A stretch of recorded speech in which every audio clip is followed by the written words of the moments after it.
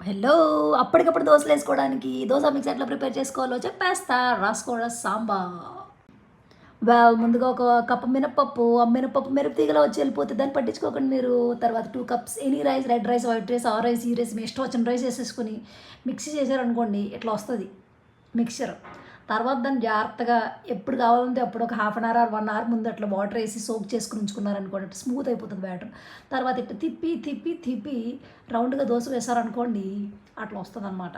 Photo video తీస్తున్నాను కాబట్టి whole వచ్చింది అక్కడ. హోల్ని కవర్ చేయాలంటే పిండేసి మెత్తాలన్నమాట. ఓకేనా?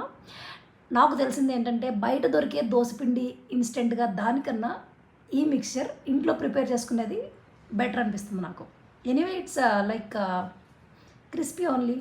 మంచిగానే వచ్చింది దోశ. వై నాట్ అప్పటికప్పుడు తినాలనిపించినప్పుడు ఇట్లా దోశ వేసుకుని తినేయడమే. నేనైతే టొమాటో చట్నీతో లాగిచ్చా. మీ ఇష్టం. సబ్స్క్రైబ్ టు మాటల వంతిక యూట్యూబ్ ఛానల్.